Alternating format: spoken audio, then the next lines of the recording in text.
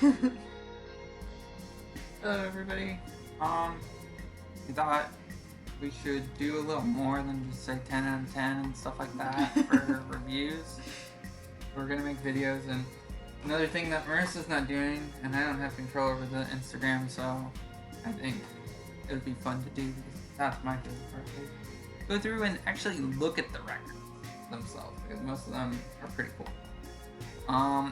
So first off, let's go back to Esprit, since this is my record. The vaporwave artist, George Clayton. Very good, nice guy.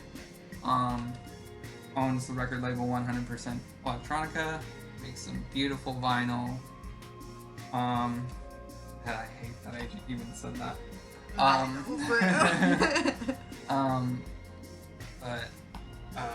Yeah, so I love this record. I think it's a lot of fun. It's a lot of, it's not like the actual, or it's not a lot, or how do I want to say? It's not too much like other vaporwave records or vaporwave that you're thinking of, because it does use a few samples, but it definitely minimizes the samples. It's mostly original music, so pretty cool. What do you think of it? It was pretty nice. This was our first record. It's cool looking. I like it. Yeah, the cover's cool. It's like a stupid Virtua Fighter like image, JPEG image that was then condensed and then threw a cloud filter in the back, so it's really cheap. I mean, it's really just, that's what vaporwave is. So anyway, let's move on. Next up, LeShock. This was a fun one. It's gross. Very It's gross. cool. Does this one look good? I think it's just a black record. Just background too. Oh yeah, the back. Wiener. Yeah, so. It's a You got white both. record, which is pretty cool. Oh yeah. The same guy. Yeah. Wiener. Which is actually kind of confusing because Wiener. I thought that the prongs might be side A because it's one single unit, but I mean, I guess they're both, but I thought because there's two, maybe that would signify Yeah. side B, but no, it doesn't. You can tell the era it's from this guy screaming into a microphone. Yeah, LeShock, if you don't know, is an old hardcore band from like the early 2000s, late 90s. I want to say they're from Southern California, but I kind of think they might be from Northern California. I don't remember, but they were a lot of fun back in the day. I think Do the Dramatic was a really popular song, especially amongst like the Live Journal crew. I feel like there was like 1,000 live journals under the name Do the Dramatic. Yeah, all the names of this are really 2003 time period. Like, Where's the Line Begin for Vicodin? White Tie You Die. Things like that. I really tried really hard to find the original release. This is not the original release, unfortunately. As soon as I do get the original release, I'm going to burn this. Yeah, because it's on Burger Records. I didn't realize Bad now. Okay, moving on to this guy. I bought this for Johnny for Christmas, I think. Yeah, I believe so. That was this year, right? Think so. It was this one. Was this the sad one?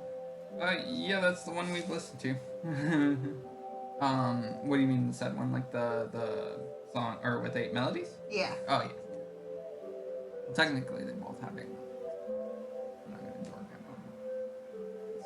Cool. Yeah, the records are really cool too. And it has this sleeve, which most Japanese releases have this kind of sleeve. Really just kind of gives a little more flavor to the record. It's like a, like a book cover. Inserts really cool. A lot of characters from the video game. If you don't know, Earthbound or Mother 2 is my favorite video game of like all time. And to have this on vinyl, again, It's poop brown. it's gold, but yeah, it's like a poop brown. I think the other one's like barf. No, it's silver. Oh, I'm thinking of a different record. Silver and gold. Poop brown and teal poop brown. Yeah, so I love this record. It's great music. Definitely very chaotic though. So not something I would suggest listening to.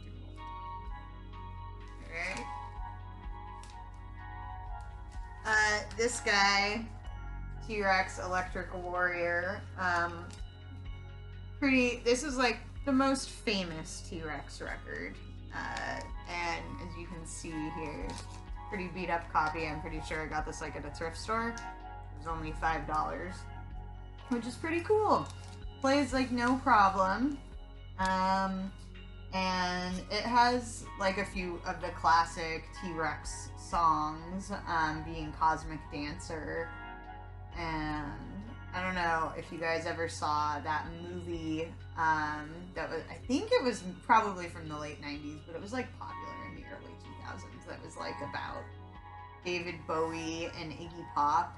And it wasn't, it wasn't really about them, but it was like basically about them. And it had the song Cosmic Dancer in it, and I really liked that as a teen. And anyway, it also has Bang a Gong, which is like a famous glam rock band. And you'll see when we get further in our record development that T-Rex is the glam rock version of Tyrannosaurus Rex, which was all Mark Bolan, same guy. And I actually really like the Tyrannosaurus Rex time period better, which is more like freak folk. But this has some good ones on it. Very 70s, cool looking record. It's just a black record. Yeah, I'm not that big on 70s music, but I do like appreciate old vintage stuff like this. I'm just not big on 70s rock music. What did you think compared to the other 70s music though that we've listened to this week? Which I wonder if you even got it all out. Oh yeah, you did. I mean, it's tough because it's just different sides of like that kind of classic rock. Like you say, it's glam rock. Like I'm not a big fan of glam rock. Not a big fan of classic rock. So there's really no difference there to me. Even though it's like there's a huge difference musically. It just I don't know.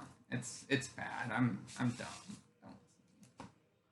Grant Jones and the Indications. This record was from Rick. Rick sent me this, and it is awesome. I love an orange record. What do you think? I liked it. I thought it was actually like from the 60s or 70s, so then I was surprised when it was not. 'Cause yeah, it has some good songs on it. Like I like Morning in America. Yeah, the title track is great. The second to last track was really awesome. What was it called? How Can I Be Sure? I really liked that song, and Sea Gets Hotter. Really, side 2 was awesome. I really liked side 2. Yeah, this was a fun record. I would recommend it. Yeah, what is going on here? It was like...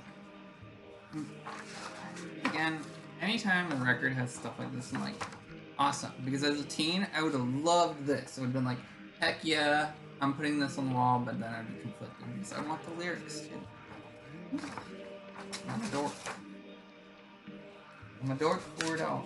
Hey. Pretty sure that record's just black. Oh, hey, we got a download code for this, so anybody wants this download code. You got anything to say about Deltron 3030? It was really long. It was like 4 sides long. No, it's not. Yes, it is. Is it? So. Was it? Yeah, you're right. It was 4 sides. A little too long, which sounds horrible, but no, there were some really good songs on it. I liked, what song was it? That I thought it was saying 2030, and then I was like, oh, duh, it's like 30. Oh, Madness. Yeah, that song was cool. Yeah, Madness is a great song. It's crazy. I think in September, this record turns 20. We old. Been listening to it since it was released. That's insane. This was cool. pretty cool. Yeah, I think it's just Black Records. So we'll just leave that be. Okay, this record. So this was kind of where we got to our new thing, which is just, well, some of these. At least I'm just like picking them blindly. I don't know if John is, but in any case, yeah. So this record is pretty cool. Sleater Kinney, Call the Doctor. It has like some of their classics on it as well. I believe I bought this in DC. Yes, I think so. At like, I can't remember the name of the record stores now, but I guess no one really needs to know that necessarily. But DC has a lot of really good record stores, and it's a lot cheaper to buy records there than here in LA. And they have all kinds of fun, like punk records, old eme records. So I really liked record shopping there, and that's what this record reminds me of. Did you have any thoughts about this one? Just a plain ass black record. Yeah, Sleater Kinney's awesome. I think what Marissa typed or put out for us makes it seem like I was just like, whatever. But no, I like Sleater Kinney. Definitely, probably what their most popular record. I don't know. I think it's like their first record because Yeah. it's from 1995. And this is a Sub Pop re-release. Yeah. I like it. I mean, I like a lot of those. I shouldn't say I like a lot of those. I liked a lot of those. I guess bands inspired by Sleater Kinney. It took me a long time to actually listen to Sleater Kinney. It's definitely into bands like Latigra and Tsunami Bomb. Probably before I was into Sleater Kinney, which is crazy because Sleater Kinney's definitely more aligned with music. We should get that Tsunami Bomb record. And special shout out on that one to my sister Rowie, who like burned me a bunch of Sleater Kinney CDs and other CDs when I was in 8th grade, and I loved it, and it got me into it. Yeah. So this was put on while I was like doing work, I think. And having a really irritating time too. Yeah, it's an EP by The Locust, Safety Second, Body Last. It's honestly, when it comes to The Locust, who are one of my favorite bands, it's tough to actually suggest records to listen to if you want to listen to The Locust, but I think this EP and New Erections are probably the safest bet just because it's not as hectic as their earlier stuff. Plague Soundscapes is an amazing record. Follow the Flock, Eat Shit, like they're all great, but they're very different and very spastic, I'd say. So if you want to get into something a little more coherent, these are probably where it's at. This record's awesome too, and it looks like barf. Literal barf. Or poop. I think it's like sewage green is the name of the color or something. So, she's probably right. Oh dear. Okay, so this record, Alone by Rivers Cuomo. So this was like the first solo thing. Like now I saw that they have like a million volumes of this, of like various demos that Rivers Cuomo did. And stuff. And okay, so it has a few good songs. Like it has the demo to Buddy Holly. It has Long Time Sunshine, which I really liked as a dork Weezer fan who loved like as a teenager. And let's be honest here, we were both very heavily into Weezer. Yeah. A lot of these songs aren't new to us. They were not. Yeah, they were not new. Yeah, for sure. There was one song that was new that I would like to discuss, which is The World We Love So Much. Oh, man. And it's actually now been stuck in my head. And it's the worst song maybe ever. That's pretty bad. I mean, that's one thing about Weezer, and I think it's hard to defend Weezer as a Weezer fan because Weezer has always been what it is, and it's Rivers just trying stuff and seeing what works, and whatever works, like, or at least back in the day how it felt is what worked for him he didn't like to do. So it's like, okay, we're not gonna get another Pinkerton because he didn't like doing that. Fair enough, but Back in here. never expect stupid stuff like what was that one like? Okay, what was that song? That was on which I believe we have the record too, so we'll get to eventually. Like that, like I can't stop partying. What? Oh, yeah, that was shitty. Yeah, he does a lot of stuff. Well, like, this is weird too because, I mean, it has some really songs. Oh, this is actually, it just has explanations of each song. Which is cool because it has, like Long Time Sunshine is a really good song, so I'd recommend that. But it also has, like, this whole thing about Weezer, which we could talk about forever, is that they had a secret album called, what's it called? Blast? Well, the songs from it are Blast Off. Right. And What was it? Black Hole EP? Yeah, or something like that. Dude, we're finally Or there's the landing. Kitchen Yeah, Tape. songs from the Black Hole. Songs from it. Yeah, and so it was like this full rock opera about like a space. Yeah, it was space travel. Yeah, space travel, and it was never released, but you could find like the demos and stuff back in the day on LimeWire. They were amazing. They were really fun. And so yeah, so it does have a few of those songs on it. Yeah, I think all the home releases have, or not home. I keep calling it home. Almost right out. The alone releases, I think, mostly have songs from lost EPs and stuff like that. So that is cool. This record's just Black Record too, it looks like, but Wolf Parade at Mountain Zoomer. Actually, I have this record on CD too. That was how I first purchased this record. I used to be a very big Wolf Parade fan, and then this record came out, and I really did not like it at all. That was right when Marissa and I started dating, and I hated it. Since then, we re-listened to it, and I really liked it, and now I have this poster again, but big. Yeah, I thought it was good. Spencer Krug is a great vocalist. Gosh, I cannot remember the other vocalist's name at the moment. But I actually really love Handsome Furs. That's what happened, really. Is I became more of a Handsome Furs fan than I did a Wolf Parade fan. Gosh, I cannot remember his name. I'll remember soon.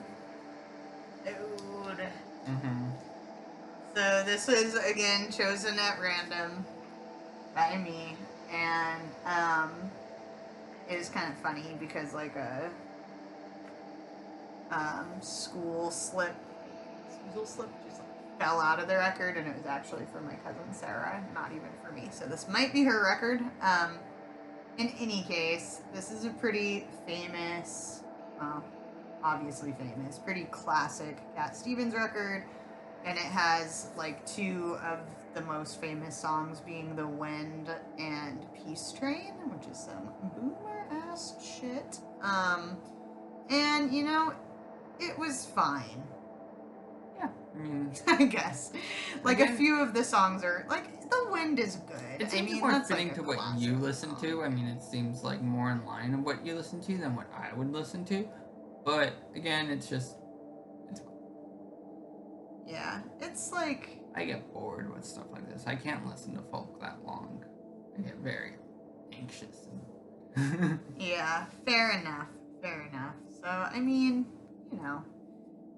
And the cover is really cute because it's like the Fire Cat. It's called Teaser and the Fire Cat, and it has a little orange cat. That's like a theme in his records, isn't it?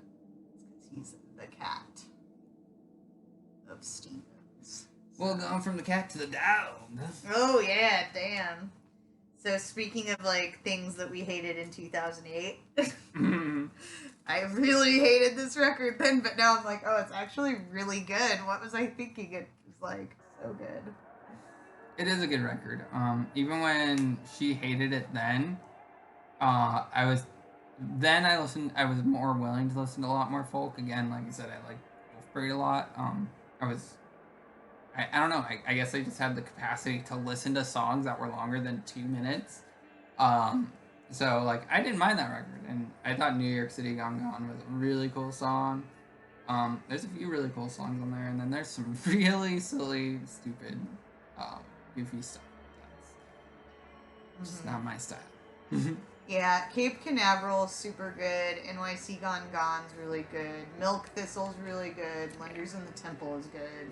The rest are kind of whatevs, but I mean, none of them are terrible. So it was a fine record. I was very dramatic about it. Is there anything interesting about this? I don't think so. Well, Plain black record. yeah, and then we have like random in betweens before Loggins and Messina. I got this from Rick. Well, Rick suggested I buy this. It's Army of Punch, the 7-inch.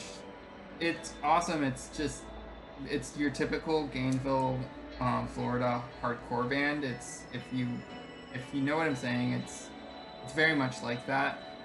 It's like early 2000s or like late 90s, like. Yeah, it's like from 2003.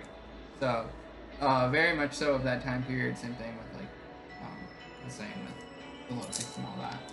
Fast punk rock, fun stuff. My buddy Eric bought me this, and I always feel stupid every time I pull it out of here because it's just got my fingerprints on it now, and it's just so awesome.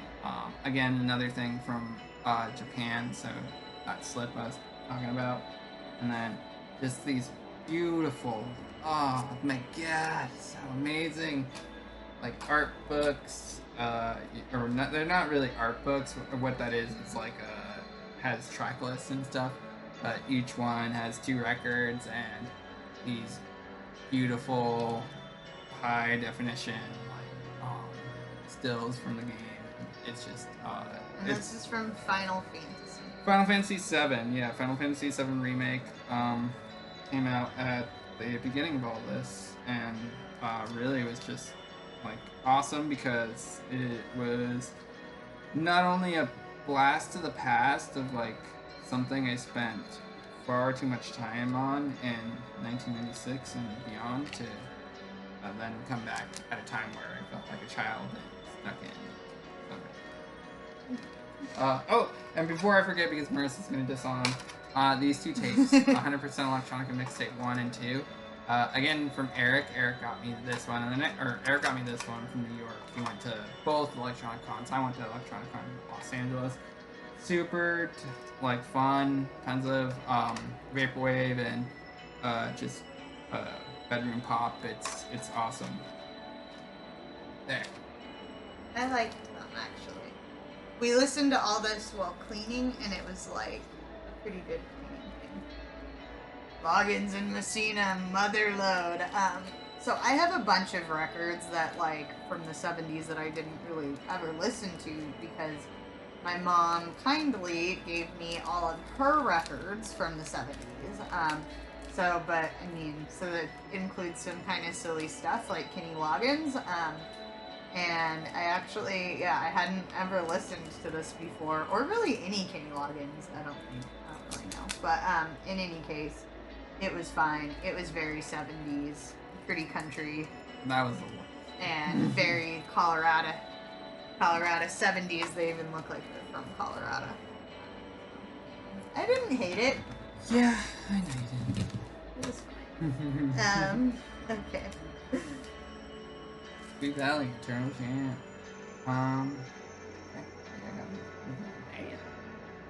Got me an Amazon gift card, and I found this on Amazon.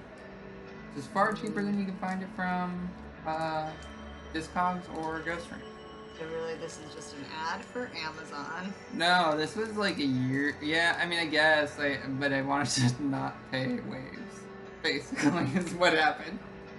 So this is Wave's brother, like the guy in Waves. It's his brother, and that guy is a landlord. Record? Fuck him.